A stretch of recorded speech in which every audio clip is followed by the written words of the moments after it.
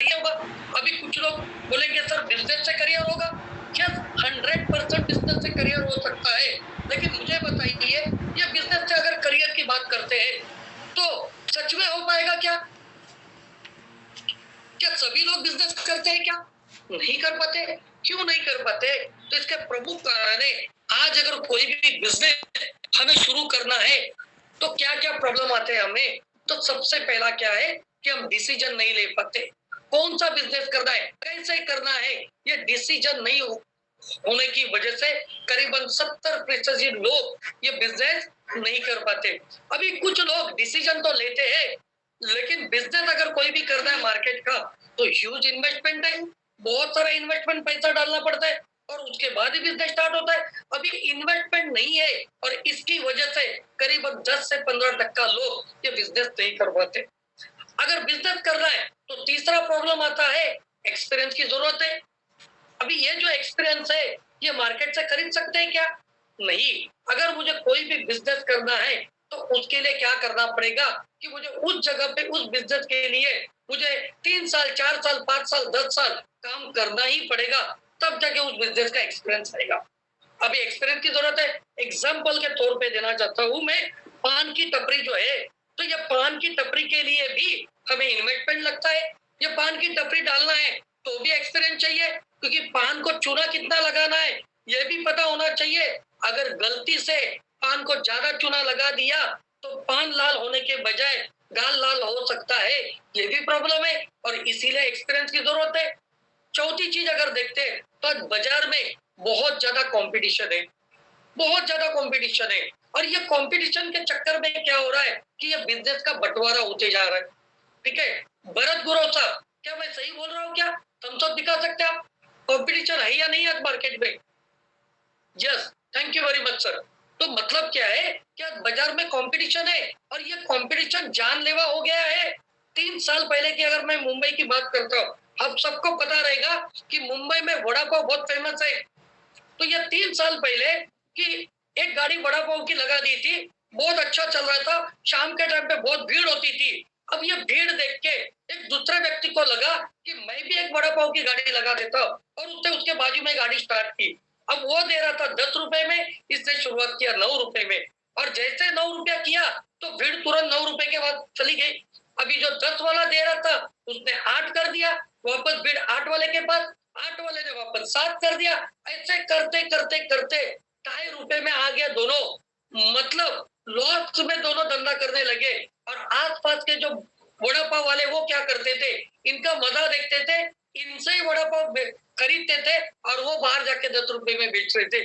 इतना जानलेवा कंपटीशन आज मार्केट में चल रहा है और इसकी वजह से हमारे जो आम इंसान है या छोटे छोटे व्यापारी है, आज ये क्या करे, कंपटीशन के चक्कर में बलि का बकरा बनते जा रहे। आपने देखा रहेगा कि आज टाटा समूह, रिलायंस समूह जैसे बड़े बड़े लोग ये मार्केट में उतर चुके हैं और छोटे छोटे बिजनेस बंद होते जा रहे हैं। पांचवी बात अगर देखते हैं तो अगर बाहर का बिजनेस करना है तो रिस्क उठाना पड़ता है। अभी एक आम इंसान ये रिस्क उठा ही नहीं सकता है, क्योंकि रिस्क यानी क्या है, रिस्क का दूसरा नाम ही होता है बिजनेस और हम ये रिस्क नहीं उठाना चाहते, इसीलिए चुपचाप से जॉब कर लेते हैं कि भाई 8 घंटा ड्यूटी करो, सैलरी ले लो, बस शांति से जिंदगी जियो। ठीक है, तो रिस्क नहीं उठाना चाहते। अभी बिजनेस डाला तो टाइम देना पड़ता है। अब ये टाइम कैसे देना है, मतलब क्या है कि सुबह 8 बजे का अगर समझो दुकान खोलने का टाइम है तो 8 बजे ही खोलना पड़ेगा। अगर मान के चलो कि मैंने कपड़े का दुकान डाला है, रात को 10 बजे खोला, सुबह 6 बजे चालू किया, तो चलेगा क्या? नहीं चलने वाला है, क्योंकि कस्टमर हमारी मर्जी से दुकान पे नहीं आता है, कस्टमर उसकी मर्जी से आता है। और ऐसे कहावत है, मौत और ग्राहक कब आएगा ये पता नहीं, इसीलिए दुकान का शटर खुला रखना ही जरूरी हो गया है। तो टाइम देना पड़ता है, 8 घंटा 10 घंटा 15 घंटा। और आजकल ऐसे हुआ है कि आज प्रॉफिट ज्यादा नहीं हो रहा है, पहले 7 बजे दुकान बंद करने वाला वो 10 बजे तक आखिरी कस्टमर का भी राह देखा है। ठीक है, और उसके बाद आखिरी चीज देखते हैं, प्रॉफिट और लॉस की बात करते तो कितना प्रॉफिट होगा ये पहले दिन से हम गिनती नहीं कर सकते हैं। मतलब क्या है कि आप पे प्रॉफिट कब होगा, कितना होगा, ये पता नहीं है। और इसकी वजह से बहुत सारे बिजनेस ये धीरे धीरे बंद होते जा रहे। आपने देखा रहेगा कि एक दुकान स्टेशनरी का चल रहा था, 2 साल के बाद देख रहे स्टेशनरी का दुकान बंद हो गया, मोबाइल का दुकान चालू हो गया। 3 साल के बाद मोबाइल का दुकान बंद हो गया, ऑटोमोबाइल का चालू हो गया। ये अलग अलग दुकानें खुलना चालू होते, क्यों? क्योंकि प्रॉफिट का आज बहुत ज्यादा प्रॉब्लम है। और कोरोना काल के बाद में तो आज ये शॉप चलाना मुश्किल हो गया है। आपने देखा रहेगा बहुत सारे दुकान के शटर बंद है क्योंकि लॉस ज्यादा हो रहा है।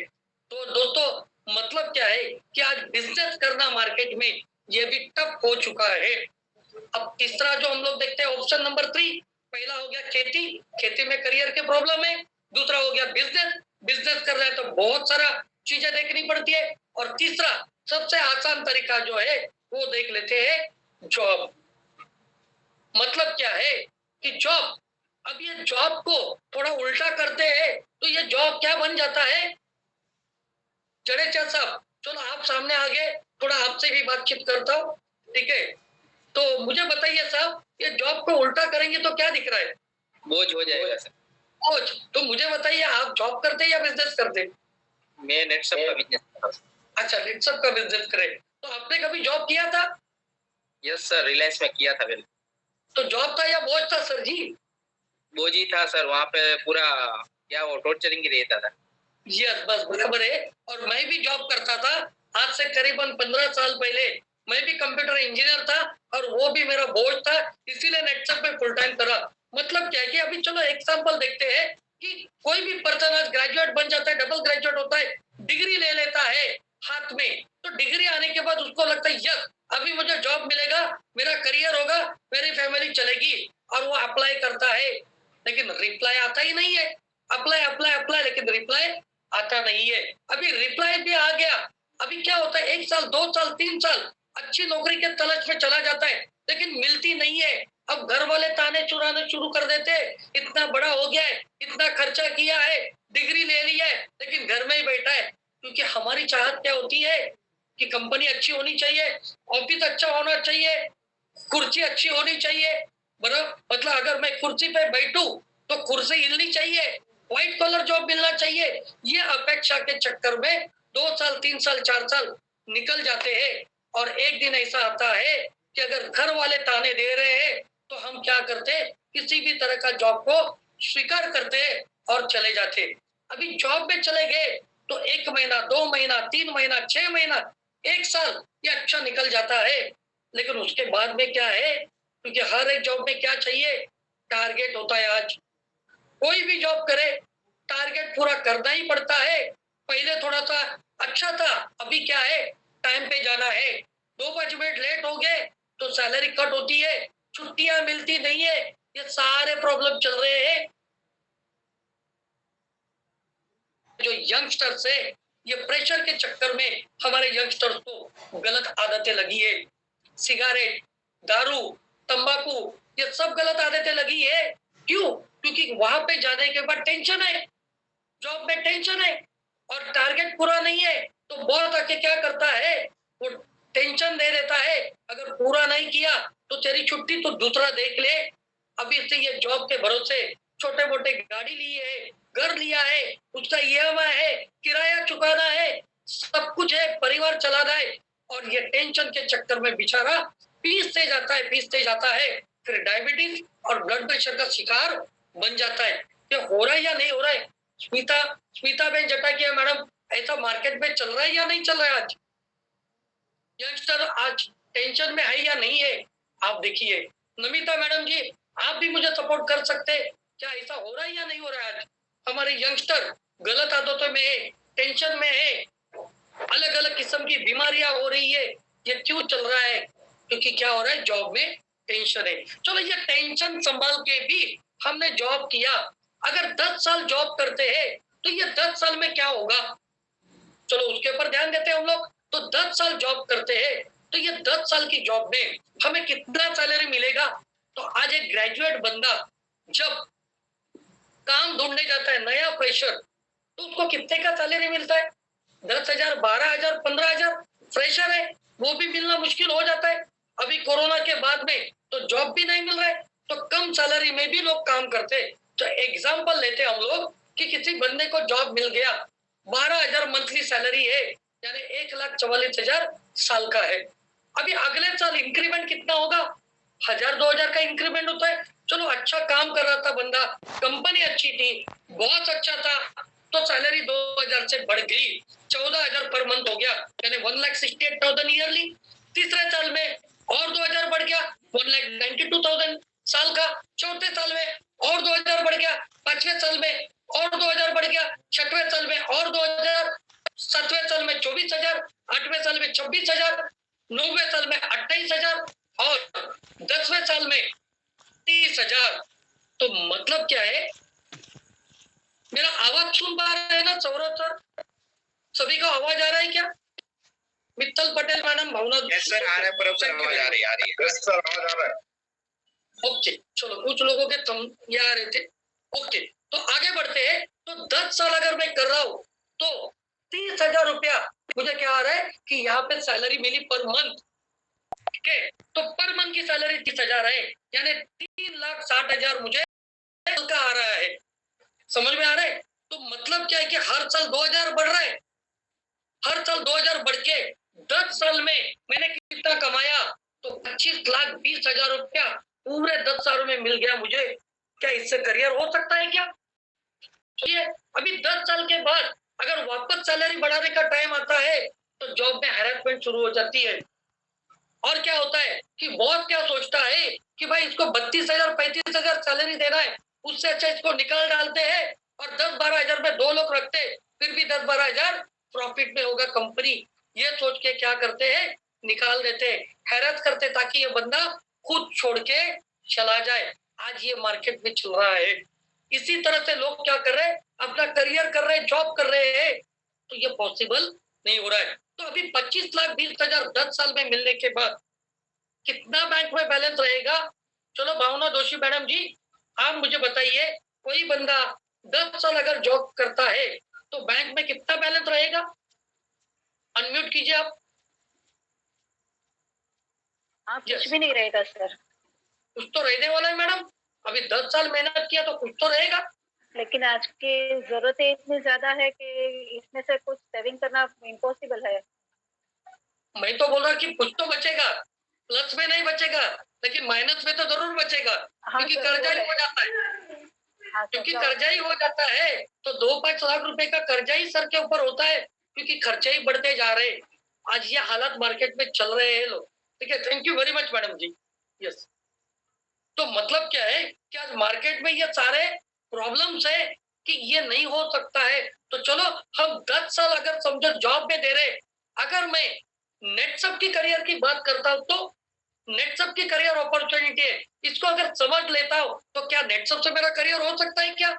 तो यस दोस्तों, देखते हैं हम लोग कि नेटसप से हमारा करियर किस तरह से हम लोग कर सकते हैं। तो चलो, नेटसप में आप रिटेलर बन के करियर कर सकते हो और आप डायरेक्ट सेलर बन के भी आप अपना कामकाज को बढ़ा सकते हो। अभी ये किस तरह से होगा तो थोड़ा डिटेल में जाते हैं कि अगर रिटेलर बनना है तो आपको क्या करना है। तो कंपनी को पैन कार्ड, मतलब जो व्यक्ति के थ्रू आप आए उनको पैन कार्ड, आधार कार्ड देना है और आपको एक बैंक डिटेल देना है ताकि एनएफटी होके आपका जो भी कमीशन है बैंक में जमा हो जाए। तो ये डिटेल सारे देना है। जब ये लॉगिन करेंगे तब आधार बेस्ड ओटीपी आएगा। ये ओटीपी देने के बाद आप नेटसप के रिटेलर ये बनने वाले हो। अभी रिटेलर बनने के बाद आपको जो जो प्रोडक्ट आप कंज्यूमर को बेचोगे तो उसके ऊपर आपको 10% का कमीशन भी मिलने वाला है, रिटेल प्रॉफिट भी मिलने वाला है। अभी कंज्यूमर को भी डिस्काउंट मिलेगा, कंज्यूमर को भी बेनिफिट मिलेंगे और आपको 10% का यहाँ पे रिटेल प्रॉफिट मिलने वाला है। अभी आप अगर रिटेलर बनते हो तो आप यहाँ पे कंज्यूमर लॉगिन कर सकते हैं। आप कंज्यूमर लॉगिन हमारे मोबाइल ऐप के जरिए कर सकते हैं या www.netsupnetwork.com पे जाके लॉगिन आईडी पासवर्ड डालने के बाद आप यहाँ पे कंज्यूमर का लॉगिन कर सकते हो। कंज्यूमर लॉगिन करने के लिए कंज्यूमर के डिटेल चाहिए, नाम, उनका एड्रेस और फोन नंबर चाहिए, लॉगिन हो जाएगा। अब कितने कंज्यूमर बना सकते हैं? आप कितने चाहिए उतने कंज्यूमर बना सकते हैं। 1 बनाओ, 10 बनाओ, 100 बनाओ, 1000 बनाओ, जितने चाहिए उतने कंज्यूमर भी आप बना सकते हैं। अभी यहाँ पे हम लोग एग्जाम्पल के तौर पे देखते हैं कि एक पर्सन जो है उसकी पहचान कितनी होती है, उसके फोन बुक में कितने नंबर होते हैं, मिनिमम 200, 300, 400, 500 लोगों की पहचान होती है। तो अभी हम यहाँ पे एक एग्जाम्पल के तौर पे देखते हैं कि एक पर्सन महीने में कम से कम 10 कंज्यूमर तो बना सकता है या नहीं बना सकता है, अगर वो अच्छी तरह से काम करे तो। ठीक है, तो हम चलो मैं किसी को तो सवाल पूछ लेता हूँ, वो नहीं मेरे सामने अभी गैलेक्सी J7 मेरे सामने दिख रहे, उनका नाम नहीं है, तो मैं उनको सवाल पूछता हूँ, गैलेक्सी J7। चलो वो भी रिस्पॉन्स नहीं दे रहे, क्योंकि जब तक सवाल नहीं पूछूंगा तो मैं आगे नहीं बढ़ सकता हूँ। और कोई देखता हूँ, चलो और कोई दिख रहे मुझे, और दीपिका पटेल मैडम दिख रहे, लेकिन आपको नहीं पूछूंगा, 2 बार पूछा है मैंने आपको। ठीक है, नीलेश पटेल साहब, चलो नीलेश पटेल साहब जी, आप मुझे बताइए, आप अनम्यूट कीजिए। Yes sir. Yes, thank you very much sir. तो नीलेश साहब मुझे बताइए कि एक पर्सन जो है उसके मोबाइल में कितने कॉन्टैक्ट नंबर होते हैं? सर मिनिमम 600, मिनिमम 500 से 600 होते हैं, बराबर कि नहीं? अगर वो Yes. बंदा चाहे, कोई भी पर्सन अगर बिजनेस करना चाहता है, करियर करना चाहता है, तो हर महीने 10 कंज्यूमर बना सकता है क्या? अरे सर हर महीने आराम से बना सकता है। आराम से, आराम से, आराम क्योंकि जॉब करने वाले लोग हैं, समय नहीं मिलता है, शाम का 2 घंटा, 3 घंटा, 4 घंटा काम करके अगर ये कंज्यूमर बनाना शुरुआत किया, संडे टू संडे काम किया तो भी चले। हम थोड़ा कम देखते हैं ना, क्योंकि ज्यादा दिखाएंगे तो लोगों को विश्वास नहीं होता है, कम दिखाएंगे तो थोड़ा विश्वास तो बढ़ेगा। तो चलो हम ये देखते हैं कि वो हर महीने अगर 10 नए कंज्यूमर बनाता है, तो पहले महीने में 10 बना दिए, दूसरे महीने में 10 बना दिए। अभी ये 10 बनाना है तो पहले 10 वाले से ही रेफरेंस से बनाए, या खुद के कॉन्टेक्ट से निकाले, या वो मार्केट में घूमते घूमते किसी को टक्कर लग गई, सॉरी बना के भी कंज्यूमर बना दिया तो भी चलेगा। ठीक है, तो ऐसे अगर हम लोग 10 कंज्यूमर बनाते तो पूरे महीनों में 120 कंज्यूमर ये बन सकते हैं क्या पटेल साहब? पूरे साल भर में, sorry, yes sir, yes sir. मतलब हर महीने 10 बनाते हैं तो पूरे साल भर में 120 कंज्यूमर बन गए।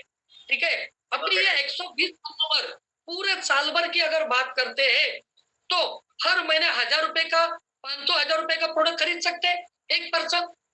बिल्कुल बिल्कुल कर सकते हैं सर। बिल्कुल कर सकते हैं। चलो तो मतलब मैं साल का एवरेज पकड़ता हूँ कि एक पर्सन कोई 10,000 का लेगा, कोई 15 का लेगा, कोई 20 का लेगा, कोई 1000 का लेगा, कोई 2000 का भी लेगा, कोई रिपीट भी करेगा। लेकिन मैं कैलकुलेशन के लिए पकड़ता हूँ नीलेश साहब, यहाँ पे 120 कंज्यूमर एक साल में हो रहे, एक कंज्यूमर पूरे साल भर में 10,000 का परचेस करता है, तो 120 इंटू 10,000 तो 12 लाख का बिजनेस हो रहा है, टर्नओवर हो रहा है पूरे साल का। अभी रिटेल प्रॉफिट 10% है रिटेलर्स को, तो यहाँ पे रिटेल प्रॉफिट 10%, यानी 12 लाख के ऊपर 1,20,000 रुपया एक रिटेलर आराम से कमा सकता है। अपना काम धंधा, अपना व्यवसाय, अपना सब कुछ संभाल के, या कोई हाउसवाइफ से तो वो भी कर सकते। दोपहर का 2, 3, 4 घंटे का समय अगर ये रिटेल में लगाते तो ये आराम से साल का 1,20,000 यानी महीने का एवरेज 10,000 रुपया कमा सकते हैं क्या? क्या मैं सही हूँ प्रजापति साहब, जडेजा साहब? तो चलो, thank you very much Nilesh Patel साहब जी, आपका बहुत बहुत शुक्रिया। तो मतलब क्या है कि एक पर्सन जो है अगर वो ठान लेता है कि मुझे कुछ तो जीवन में करना है, मुझे सक्सेस पाना है, तो वो आराम से 10-12 हजार रुपया महीने का यहाँ से कमा सकता है। ठीक है, अभी ये हो गया रिटेलर की बात। अभी डायरेक्ट सेलर बनना है तो चलो, अगर मैं रेगुलर अच्छा काम कर रहा हूँ तो मैं डायरेक्ट सेलर भी बन सकता हूँ। अभी डायरेक्ट सेलर बनना है तो हमें क्या चाहिए, तो क्या क्या डॉक्यूमेंट चाहिए? तो सबसे पहले जीएसटी रजिस्ट्रेशन नंबर, दूसरा आधार कार्ड नंबर, तीसरा पैन कार्ड नंबर, ये 3 चीजें मुझे चाहिए। अगर ये 3 चीजें मेरे पास है तो मैं नेटसप का रजिस्टर्ड डायरेक्ट सेलर बन सकता हूँ। अभी नेटसप का रजिस्टर्ड डायरेक्ट सेलर बनता हूँ तो मुझे क्या क्या बेनिफिट मिलेंगे? तो सबसे पहला बेनिफिट यहाँ पे है, प्रिंसिपल टू प्रिंसिपल एग्रीमेंट होगा। स्पेलिंग में थोड़ा इधर उधर है, संभाल के लेना, गड़बड़ी में हुआ है। ठीक है, प्रिंसिपल टू प्रिंसिपल एग्रीमेंट बनेगा। उसके बाद ये नेटसप की ओर से बनेगा, आइडेंटिटी कार्ड मिलने वाला है। आइडेंटिटी कार्ड के बाद 10% रिटेल प्रॉफिट, कंज्यूमर के सेल के ऊपर कमा सकते हैं, मंथली अचीवमेंट यानी retail bonus, super track bonus, ये हम लोग कमा सकते हैं। यहाँ पे क्लब नेटवर्क के जरिए हम एंजॉयमेंट कर सकते हैं। डायरेक्ट सेलर, ये डायरेक्ट सेलर को और रिटेलर को भी ऐड कर सकता है यहाँ पे, और उनके कंज्यूमर के ऊपर भी हम कमीशन कमा सकते हैं 3 to 6% टर्नओवर बेस्ड कमीशन। अगर हम लोग फास्ट ट्रैक का अचीवमेंट करते हैं तो हम लोग 7 जनरेशन तक का भी कमीशन कमा सकते हैं। मतलब डायरेक्ट सेलर बनने के बाद ये बहुत सारे बेनिफिट मिल रहे हैं, जो रिटेलर में कम मिल रहे हैं डायरेक्ट सेलर में ज्यादा मिल रहे हैं, तो ये भी हम लोग कर सकते हैं। तो चलो, अगर मैं डायरेक्ट सेलर बनता हूँ, पहले मैं रिटेलर था, अब मैं डायरेक्ट सेलर बनता हूँ, तो किस तरह से करियर हो सकता है, एक छोटा सा चार्ट देख लेते हैं हम लोग। चार्ट दिख रहा है क्या जडेजा साहब आपको? तुम सब दिखाइए। परेश साहब थैंक यू वेरी मच। तो चलो एक छोटा सा हम लोग कैलकुलेशन देते हैं। तो मैं 4 साल नेटसप को ईमानदारी से देता हूँ, इधर उधर बिना सोचे समझे मैं ईमानदारी से काम करता हूँ, तो क्या हो सकता है। तो सबसे पहले मैं यहाँ पे देख रहा हूँ कि पहले साल मैं खुद यहाँ पे क्या था, मैं डायरेक्ट सेलर नहीं था, रिटेलर था। थोड़ा गलती हो गया यहाँ पे, मैं रिटेलर था। मैंने क्या किया, 120 मैंने कंज्यूमर बना दिए। अभी एक कंज्यूमर 10,000 का परचेस कर रहा है, 12 लाख का टर्नओवर हो रहा है, यानी ईयरली 1,20,000 कमा रहा हूँ, तो 10,000 रुपया मुझे हर महीने का आ रहा है। अभी दूसरे साल क्या हो रहा है, तो दूसरे साल मैं खुद डायरेक्ट सेलर बन रहा हूँ, और मैं डायरेक्ट सेलर बनने के बाद मैं क्या कर रहा हूँ, यही कंज्यूमर से या जो भी मेरे नियर एंड डियर से, उनको मैं रिटेलर बना देता हूँ। ऐसे 10 लोगों को रिटेलर बना दिया, पहले साल 120 कंज्यूमर बना दिए। उसके बाद अगले साल मैं डायरेक्ट सेलर बन गया, मैंने 10 रिटेलर अपॉइंट किए। अब ये हर एक रिटेलर 120 कंज्यूमर बना रहे, तो मेरे 1200 कंज्यूमर अगले साल के एंड तक पूरे हो रहे। अभी हर एक बंदा साल में 10,000 का परचेस कर रहा है, यानी मेरा टर्नओवर कितना हो रहा है, 1,20,00,000 का टर्नओवर आ रहा है पूरे साल का। अभी मुझे 3 to 6% मिल रहा है। सब कुछ अगर पकड़ते हैं तो मैं 5% का कमीशन पकड़ता हूँ, तो पूरे साल भर में ये कंज्यूमर के नेटवर्क के ऊपर मुझे 6 लाख रुपया मिल रहा है। मतलब मैं महीने का 50,000 रुपया कमा रहा हूँ। देखो दोस्तों, मैं रिटेलर से डायरेक्ट सेलर बन रहा हूँ, मेरा कमाई क्या हो रहा है, 5 गुना हो रही है। क्यों? मैं टीम वर्क कर रहा हूँ यहाँ पे। अभी तीसरे साल में क्या कर रहा हूँ, अभी मैंने तीसरे साल किया ये 10 में से 5 लोग डायरेक्ट सेलर करके कन्वर्ट हो गए। 5 ही लोग पकड़ते, थोड़ा कम पकड़ते। अभी ये 5 लोगों ने क्या किया, उनके 10-10 रिटेलर अपॉइंट कर दिए, यानी 50 रिटेलर हमारे पास हुए। समझ में आ रहा है ना Bhavna Doshi madam ji, Namita Mehta madam, thank you very much. चलो, तो तीसरे साल में 5 डायरेक्ट सेलर बने, 5 लोगों ने उनके 10-10 रिटेलर बना दिए। ऐसे 50 रिटेलर की टीम ये मेरे पास आ गई, यानी अभी ये 50 लोग, हर एक जन मैं पकड़ रहा हूँ 100 कंज्यूमर बना रहे हैं पूरे साल भर में। 50 लोग 100 कंज्यूमर बना रहे, कैलकुलेशन के लिए इजी हो जाए, तो 5,000 कंज्यूमर का नेटवर्क बन गया। अभी हर कोई बंदा साल भर 10,000 का खरीदी करता है, तो मेरा 5 करोड़ का टर्नओवर आ रहा है। कंज्यूमर से 5 करोड़ का टर्नओवर, यानी मेरे 5% से मैं 25 लाख रुपए का अर्निंग नेट सबसे कर सकता हूँ। यानी महीने का क्या हो गया, 2,08,000 रुपया मुझे आ सकता है। सोचिए कि मैं अगर शांति से, ईमानदारी से फोकस वर्क करता कंज्यूमर नेटवर्क के ऊपर, तो ये पॉसिबल हो सकता है। चौथे साल मैंने यहाँ पे क्या किया, मैंने यहाँ से 50 लोग थे, ये 50 में से मैंने 25 लोगों को डायरेक्ट सेलर बना दिया, और ये 25 लोगों ने हर एक ने क्या किया, उनके रिटेलर अपॉइंट किए। ऐसे 125 लोग ही मैं यहाँ पे पकड़ रहा हूँ कि रिटेलर बने। अभी 125 लोग, हर एक बंदा 100 बना रहे कंज्यूमर, क्योंकि हमने साल भर दिया है, 10 का स्लैब दिया हर एक को, तो मेरे पास 12,500 कंज्यूमर आ गए। हर बंदा 10,000 का खरीदी कर रहा है, तो मेरा टर्नओवर जा रहा है साल का 12 करोड़ 50 लाख रुपया। तो ईयरली इनकम मुझे कितना मिला, 62,50,000, यानी साल का कितना हो गया, सॉरी महीने का कितना हो गया, 5,20,000 रुपया। दोस्तों सोचिए, ये ताकत है हमारे कंज्यूमर्स की, ये ताकत है हमारे बिजनेस की। अगर 4 साल कंप्लीट करता हूँ, तो मेरे पास 31 डायरेक्ट सेलर है मुझे पकड़ के, जो जीएसटी होल्डर है। अभी रिटेलर की फोर्स कितनी है, 186 रिटेलर्स है, कंज्यूमर कितने हैं? 18,820 लोग हैं। तो अगर ये पकड़ते हैं तो 10,000 का परचेस हो रहा है, टर्नओवर बढ़ रहा है, मैं टोटल 4 साल में 94,70,000 का इनकम कर रहा हूँ, यानी मोटा मोटी पूरे 4 साल का एवरेज पकड़ता हूँ तो 2 लाख रुपए का एवरेज हर महीने का हो रहा है। सोचिए दोस्तों, ये ताकत है हमारे बिजनेस की। अब ये सब कुछ दिखाने के बाद सच में एग्जाम्पल लेते तो मोटा मोटी बोनस वगैरह सब पकड़ते, इटरनल इनकम पकड़ते, तो ये 4 साल में हम करीबन 18,820 कंज्यूमर के जरिए 1 करोड़ रुपया का अर्निंग करते हैं। तो क्या सच में इसके ऊपर भरोसा होता है क्या? नहीं होता है। तो चलो भरोसा दिलाने के लिए मैं मेरा अकाउंट यहाँ पे दिखा देता हूँ। ये लाख टोटल यहाँ पे आप देख रहे, आखिरी 2020-21 में मैंने 1,76,19,942 रुपीज का अर्निंग किया है। और दोस्तों ये लॉकडाउन इनकम है। आप सोचिए, ये कंज्यूमर की ताकत है, ये रिटेलर की ताकत है, ये डायरेक्ट सेलर की ताकत है, इससे ये हो रहा है। जब मैंने शुरू किया था तब ज्यादा प्रोडक्ट नहीं थे, आज हमारे पास 70+ प्रोडक्ट है और अगले महीने में 20-22 प्रोडक्ट आ रहे, अगले साल में और 50-60 प्रोडक्ट आएंगे। तो ये प्रोडक्ट जैसे जैसे बढ़ेंगे, कंज्यूमर बढ़ते जाएंगे, परचेज बढ़ते जाएगा, आपका इनकम बढ़ते जाएगा। भरोसा नहीं होता है तो मैं TDS certificate, GST invoice, tax invoice, ये सारी चीजें आपके स्क्रीन के ऊपर शो कर सकता हूँ। ठीक है, ये सिर्फ भरोसा दिलाने के लिए। दोस्तों ये सब कुछ बता रहा हूं मैं आपको, डॉक्यूमेंट क्लियर रख रहा हूँ, GST इनवॉइस रख रहा हूँ। तो क्या ये CPN नंबर भी दे रहा हूं आपको, मैं GST भर रहा हूँ या नहीं भर रहा हूँ, तो यहाँ पे भी आ रहा है वो। मतलब सिर्फ डॉक्यूमेंट दिखाने के लिए नहीं है। तो आप ये CPN नंबर के थ्रू भी चेक कर सकते हैं कि मैंने GST भरा है या नहीं भरा है, कंपनी ने GST भरा है या नहीं भरा है। तो ये क्लियर कट बिजनेस है, लीगल बिजनेस है, इसमें कोई भी दो राय नहीं है।